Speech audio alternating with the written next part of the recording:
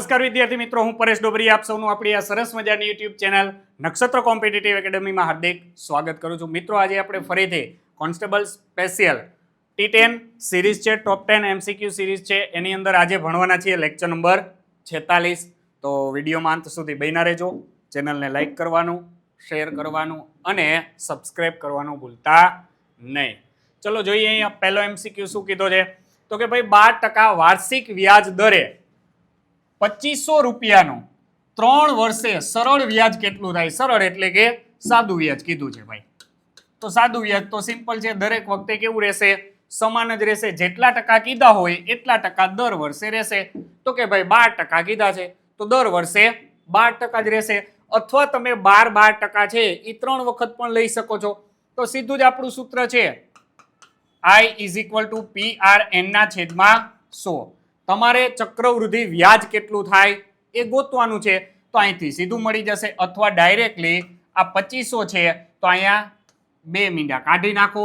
25 × 12 અને 3 વર્ષનું છે તો આનો ગુણાકાર આવશે. ઓપ્શન ઉપરથી જોઈ લ્યો, બધામાં 0 આવે છે તો તમારે ગણતરી કરવી પડશે, બરોબર. અથવા તો જો ગણતરી નથી કરવી, સિમ્પલી ગણવું છે, તો આની અંદર 4 હોય કે નહીં? 4 તેરી 12, તો અહીંયા 3 તેરી થાય 9 અને 25 ચોકું થશે 100. તો જવાબ આવશે 900. તો ભાઈ 3 વર્ષનું 12% લેખે 2500નું જે સાદું વ્યાજ છે એ સાદું વ્યાજ રૂપિયા તમને કેટલું મળે? 900 મળે. વ્યાજ મુદ્દલ કીએ તો 2500 એને એડ કરી દેવાના.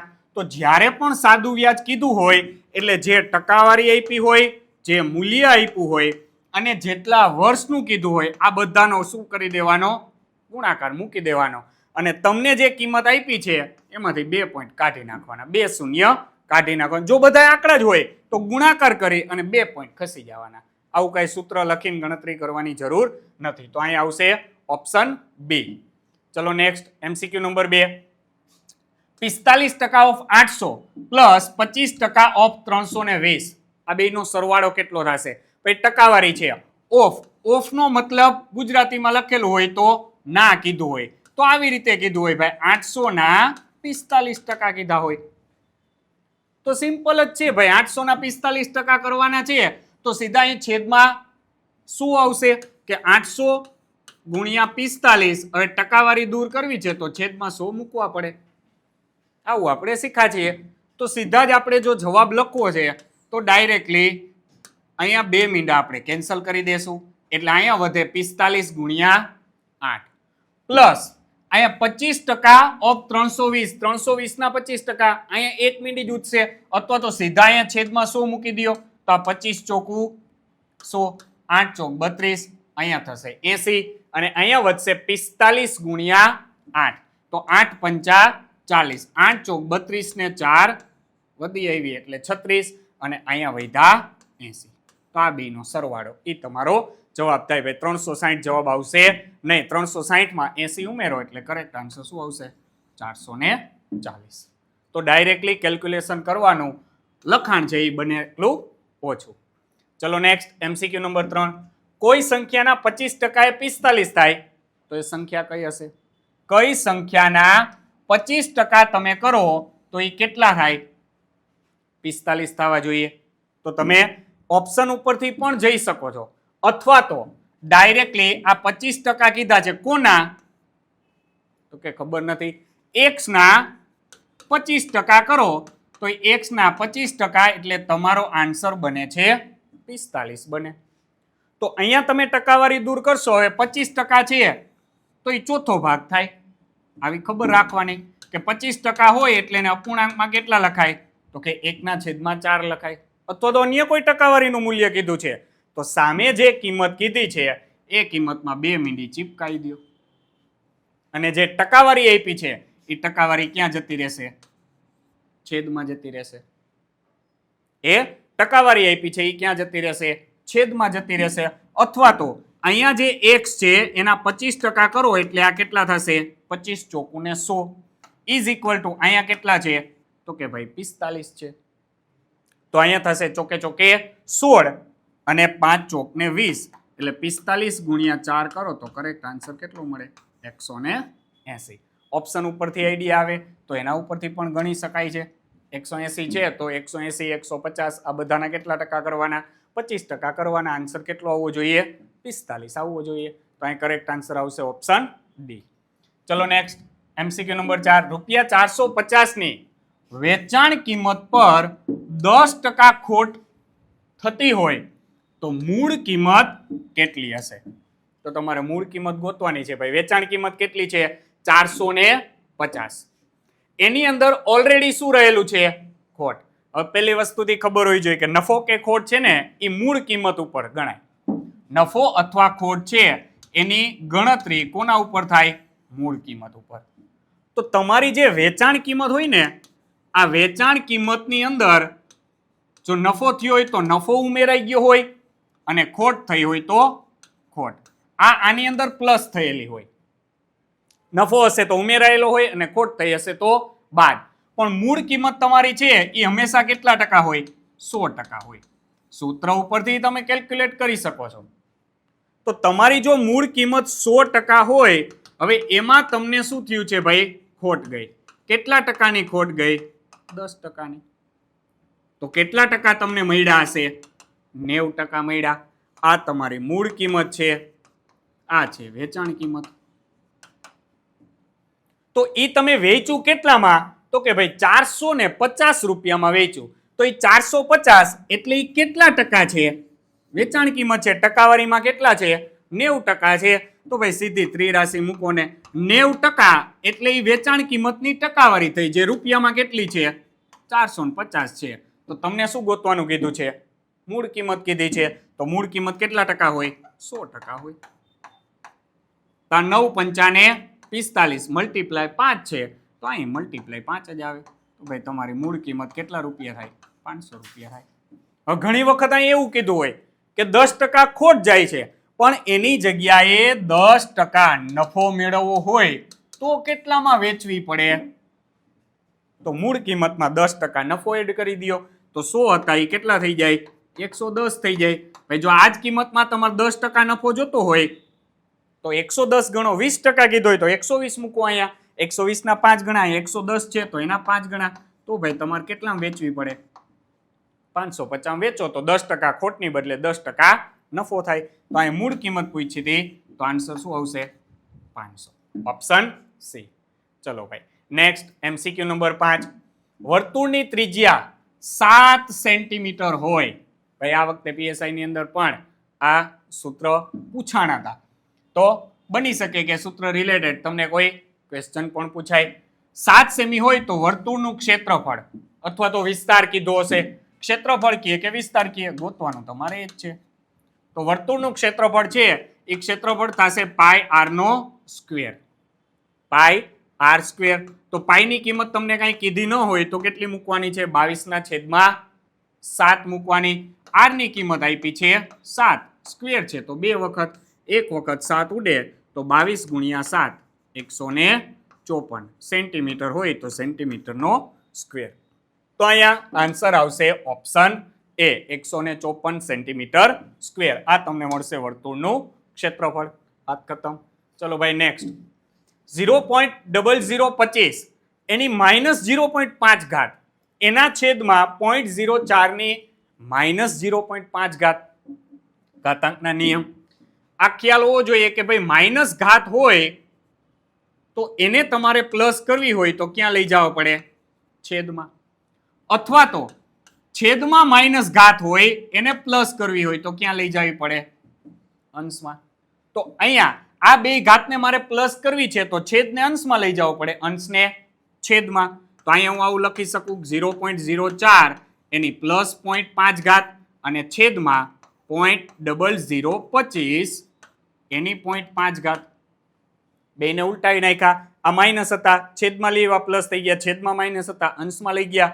હવે 0.5 પોઈન્ટ દૂર કરવો છે તો આને લખાય 5/10, મતલબ ઈ અડધું છે. મતલબ શું છે? અડધું. 0.04 ની 1/2 ઘાત લખાય અને આને 0.0025 ની 1/2. તો ભાઈ 1/2 એટલે શું થાય? તો કે આપેલી સંખ્યાનું તમારે શું મેળવવાનું છે? વર્ગમૂળ. 4 નું વર્ગમૂળ કેટલું થશે ભાઈ? 2 અહીંયા 2 પછી પોઈન્ટ છે તો જવાબમાં 1 પછી મૂકો એટલે અહીંયા જવાબ આવે 0.2 એના છેદમાં 25 25 નું વર્ગમૂળ કેટલું થશે 5 અહીંયા પોઈન્ટ પછી 4 ડિજિટ છે તો જવાબમાં 2 ડિજિટ પછી પોઈન્ટ આવશે તો 1 અને 2 તો અહીંયા જવાબ આવશે 0.05 તો આના 10 આવે આના શું આવશે અહીંયા 2 ના છેદમાં 10 લખાશે અહીંયા 5 ના છેદમાં 100 લખાશે અથવા તો સીધું ગણતરી કરો આને હું લખી નાખું અથવા ડાયરેક્ટ સીધે સીધો ભાગાકાર કરો ભાઈ 2 ભાગ્યા 5 તો 5 ચોક ને 20 થશે 2 ભાગ્યા 5 એટલે તમને મળે 5 ચોક ને 20 એટલે એનો જવાબ કેટલો થાય 0.4 થશે હવે અંશમાં પોઈન્ટ પછી 1 ડિજિટ છે છેદમાં પોઈન્ટ પછી 2 ડિજિટ છેદમાં 1 ડિજિટ વધુ છે તો 1 પોઈન્ટ જમણી બાજુ ખસવો પડે તો ભાઈ અહીંયા 1 પોઈન્ટ જમણી બાજુ ખસો એટલે 0.4 માંથી આન્સર તમારો કેટલો થઈ જશે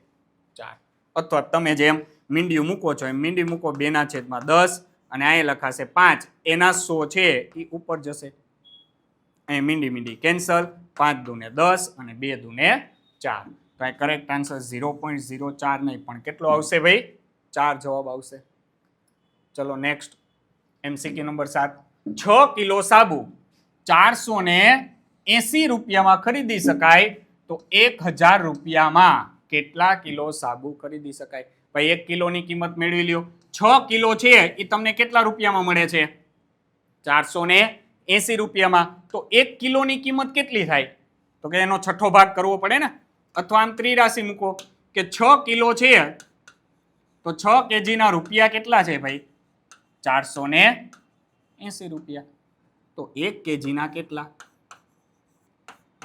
તો 1 કેજીનો ભાવ શું થશે 1 ગુણ્યા 480 એના ભાગ્યા 6 તો સીધું અહીંયા મૂકો કે ભાઈ 6 અઠ્ઠા ને 48 અને એક મીંડી છે તો અહીંયા મલ્ટીપ્લાય 80 થાય તો અહીંયા પણ મલ્ટીપ્લાય શું થશે 80 તો ભાઈ 1 કેજીની કિંમત કેટલી થશે 80 રૂપિયા થાય તો તમારે કેટલા રૂપિયા 1000 રૂપિયા છે 1 કિલોની કિંમત કેટલી છે 80 રૂપિયા તો 1000 માં કેટલા સાબુ આવે ઓકે તો 80 રૂપિયામાં 1 કિલો તો 1000 માં કેટલું અથવા તમારી પાસે 1000 રૂપિયા છે પ્રતિ કિલોનો ભાવ છે 80 રૂપિયા ભાવ છે તો આને ડિવાઈડ કરી નાખો ઓકે સીધું આમ લખવું હોય તો આ 25 ચોખ્ખું થાય અને આ 2 ચોક થાય 25 ના અડધા 12.5 કેટલા કિલોગ્રામ સાબુ આવશે ભાઈ 1000 રૂપિયામાં તો કે 12.5 કિલોગ્રામ છે એટલે અહીં ઓપ્શન આવશે ડી 12.5 કિલોગ્રામ તમને સાબુ મળે 1 કિલોગ્રામની કિંમત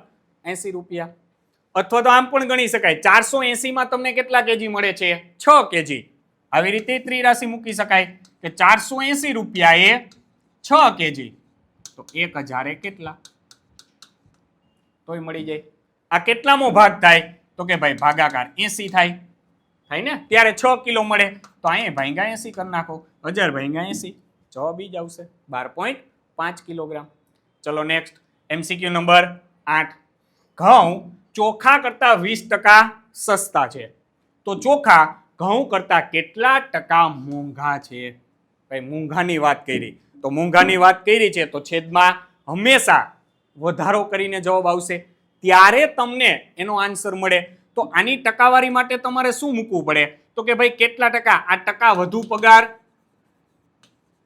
અને ટકા ઓછા પગારની વાત છે જો અહીંયા ટકા વધુ પગાર કીધું હોય કારણ કે શું ગોતવાનું છે તમારે મોંઘા છે મોંઘા એટલે વધારે છે તો એના માટે શું મૂકવું પડે તો કે ભાઈ ઉપર જે ટકાવારી કીધી હોય એ ટકાવારી આવશે અને છેદમાં સસ્તા કીધા છે તો 100 માઇનસ એ તમારે ટકાવારી મૂકવી પડે 100 માઇનસ ટકાવારી અને એને ગુણ્યા 100% આવું કંઈક સૂત્ર થાય અને જો તમારે ટકા વધુ પગાર કીધો છે એવી જ રીતે ટકા ઓછા જોતા હોય તો અહીંયા પણ આવશે સેમ વસ્તુ ટકાવારી અહીંયા ઓછા કીધા અહીંયા વધુ કરવા પડે એટલે 100 પ્લસ ટકાવારી મૂકવી પડે અને એને ગુણ્યા 100%. જો અહીંયા સૂત્ર આ કંઈક તમને ઊંધું પૂછ્યું હોય કે ઘઉં ચોખા કરતા 20% મોંઘા છે તો કેટલા ટકા સસ્તા હોય એવું કીધું હોય તો આ મૂકવું પડે તો અહીંયા આપણે ડાયરેક્ટ કેટલા ટકા મોંઘા છે તો એના માટે ઉપર કેટલા આવશે 20 નો વાત છે. તો 20% ઓછા કરો એટલે 100 માંથી 20% કાઢો તો કેટલા વધે? 80%. મલ્ટીપ્લાય 100. તો અહીંયા 20 ચોક 80, 25 ચોકું ને 100. તો ભાઈ કેટલા ટકા મોંઘા આવશે? 25%. આની પેર યાદ રાખવાની ભાઈ. 20 એ 25 આવે, 25 એ 20 આવે. તો અહીંયા જવાબ આવશે ઓપ્શન એ. ચલો ડન. Next MCQ number 9. વેપારી પોતાના માલ પર 20% અને 10% એમ બે ક્રમિક વળતર આપે છે. ભાઈ ડિસ્કાઉન્ટ આપે છે. વળતર એટલે ડિસ્કાઉન્ટ. તો પરિણામી વળતર કેટલું થાય? અહીં સીધો સરવાળો નહીં થાય. પેલા 20% આપ્યું પછી 10% આપ્યું તો 30% નું વળતર આવશે નહીં. એટલે આ ઓપ્શન સીધો સિલેક્ટ નથી કરવાનો. તો એના માટે સૂત્ર પણ તમે મૂકી શકો છો. આવું કંઈક સૂત્ર a + b + ab ના છેદમાં 100. જો વધારો કરતા હોય તો a ની કિંમત b ની કિંમત પ્લસ મૂકવાની, ઘટાડો કરતા હોય તો માઇનસ. તો અહીં ભાઈ ઘટાડો કરે છે, વળતર આપે છે એટલે કે ડિસ્કાઉન્ટ આપે છે. તો a ની કિંમત -20 અને b ની કિંમત -10. અથવા તો બીજી રીત, દાને દાને पे लिखा है खाने वाले का नाम. 10 10 100. ચલો ભાઈ 100 એ 20% નું ડિસ્કાઉન્ટ, તો 20% ઘટે એટલે 100 એ કેટલા થશે? 80 રૂપિયા થાય. તો આનો 10મો ભાગ લ્યો તો 10મો ભાગ કરવો એટલે અહીં 10 થાય, અહીં મીંડી નીકળી જાય તો 10 એ કેટલા આવે? 8 આવે. બીજું ડિસ્કાઉન્ટ છે 10% નું, તો 100 એ 10% કાઢો એટલે કેટલા થશે? 90 થશે. 10 નીકળી જશે. એનો 10મો ભાગ લ્યો, અહીં મીંડી નીકળે, અહીં મીંડી નીકળે તો 10મો ભાગ કરો એટલે કેટલા થશે? 9.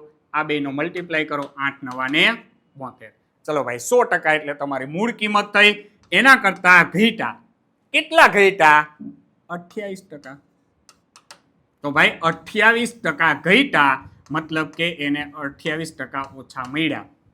તો એકંદરે એને વળતર કેટલા ટકા આપ્યું હશે? 28% આપ્યું.